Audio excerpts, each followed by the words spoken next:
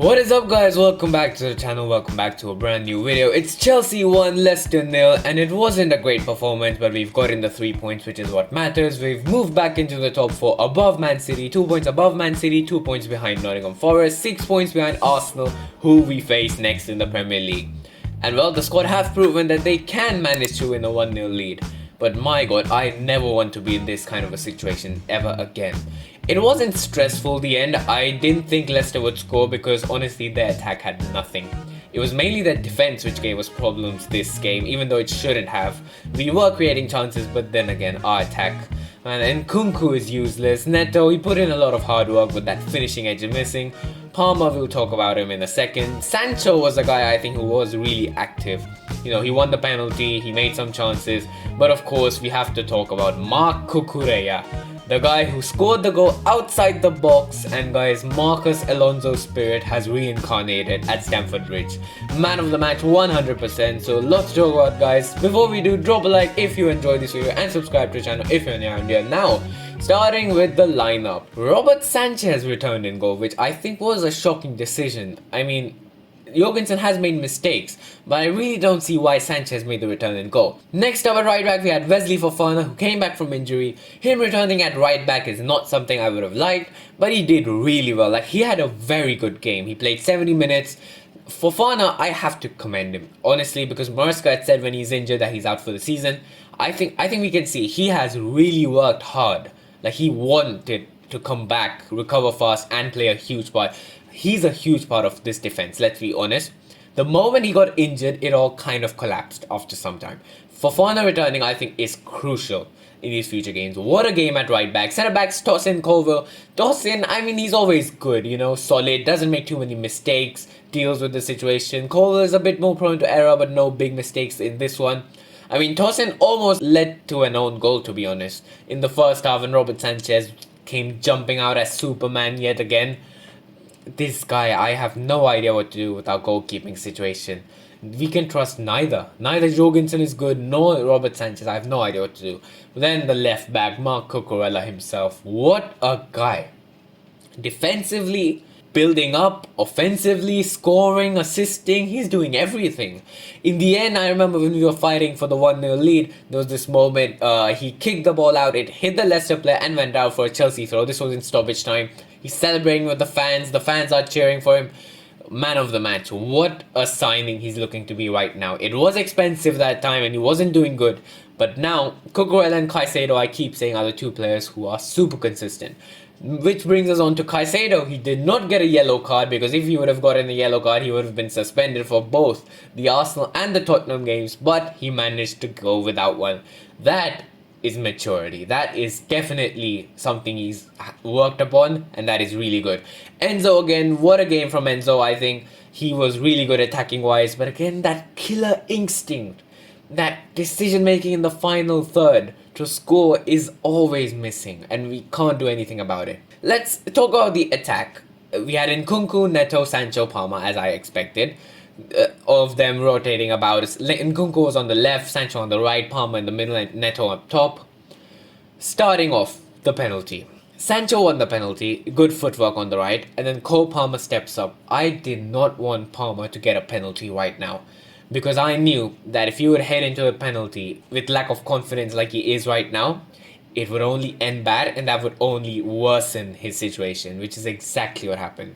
And they knew, Leicester knew, Mats Hermansen knew, they were distracting him, they were delaying the penalty as long as possible. I know there's a case where he was off his line when Palmer was taking the penalty, but we can't do anything about it. Palmer hits it, it's a decent hit, not great, but Hermansen saves it. And that is when you really know things are bad.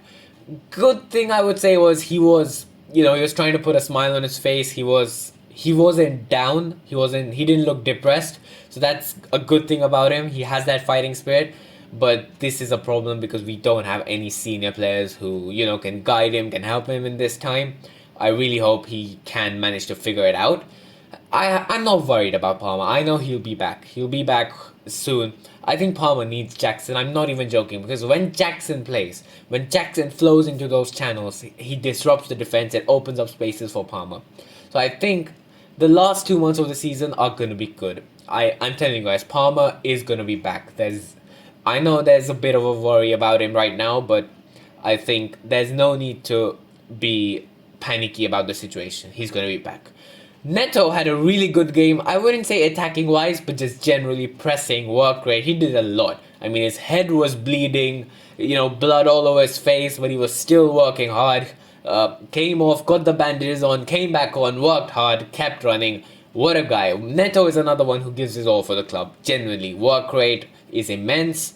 What a game. And Kunku, he had a good game in the Conference League on Thursday. I thought that might translate into the Prem, but just nothing.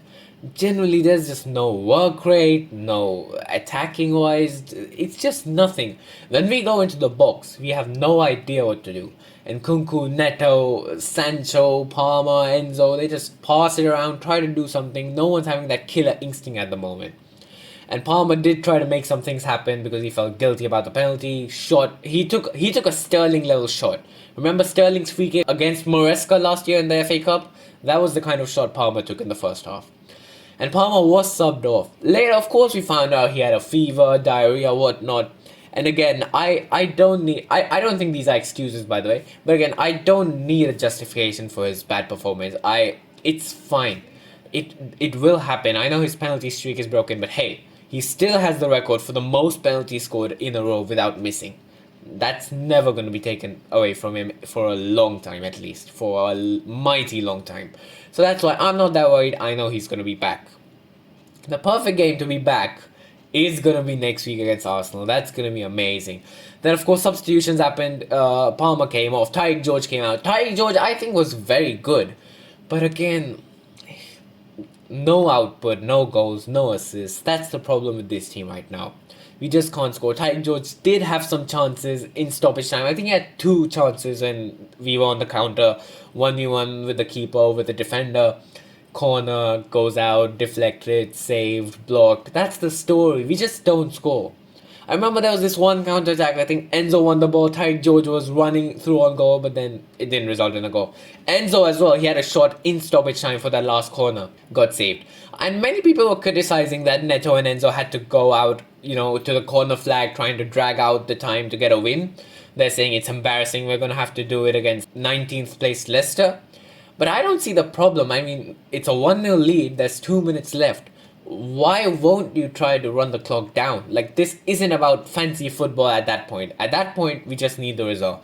Because if we were trying to play an attack and we lost the ball and we conceded, then those same people are going to be complaining.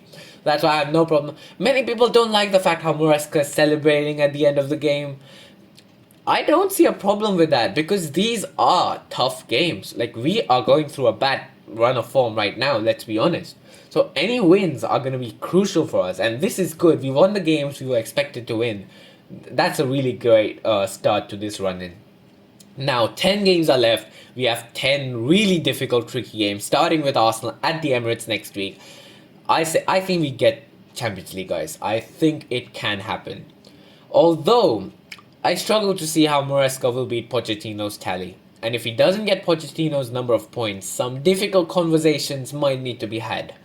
But yeah, that's for the end of the season. We'll just see how it goes right now. But good news is... Oh, and also, Josh Achimpong came on for Nkunku in the end. Solid game, good defending. The good news is, I think defensively, I think we are back. We are stacked. This was our 6th clean sheet of the season, by the way. That sounds like too many. 6 clean sheets, I mean... When was the last time that happened? Probably under Tuchel. So yeah, Robert Sanchez with 5, which is insane. If he's in the top 6 or 7 for the Golden Glove, that's going to be insane in my opinion. Heading into that game against Arsenal, of course, I'll do a preview for that one. It's a big game. I think defensively we are good. Reece James is going to be back. Of course, he was missing for illness, so thank God. Hopefully it is illness and not something else. Please, God. I knew Reece James shouldn't start yesterday because we can't have Reece James start 2 games in a row within the space of 3 days. We just can't do that to him right now. If the club have taken a precaution and just put it as illness, fine, I have no problem with it as long as he doesn't get injured. Gusto, he got the knock against Copenhagen, it's fine, he'll recover in some days. So for the Arsenal game, we're going to have Reece James back, Cucurella is always there, Fofana is back, Colville is back, Tosin is there, Chalobah is there. We are stacked in defensive options. I think we can keep a clean sheet at the Emirates. I'm not even joking. The way Arsenal are attacking, they had a 1-1 draw last night against Man United. Arsenal, of course, have their striker issues. I don't have trouble believing that we can keep a clean sheet. I personally would fight for a 0-0 at the Emirates. I don't care. I struggle to see how we will score unless Palmer has a world-class game. And it would be so perfect to have him back next game if he's just back to normal. But it is what it is. Even if we don't score, I would take a 0-0 at the Emirates any day of the week. If you compare it to our top 5 rivals, City lost at the Emirates, so having a draw at the Emirates would definitely sort of be an overtake on them. So yeah guys, that's about it for this video. Drop a like if you enjoyed and subscribe to the channel. We are back into the top 4. Let's hope we can stay there. We have some tough games, but then only one game after which our injured players are going to be back. Jackson, Madueke, Guiu, Lavia. Lavia was on the bench, didn't get to play, but that means he is back now. Lavia is also back. That's another thing. Against Arsenal, if you could have Lavia as well, a 3-man midfield, I think we're going to be even more defensively stacked. So yeah guys, I'll see you for the next one. Hopefully we can keep on winning like this. Have a good day and goodbye.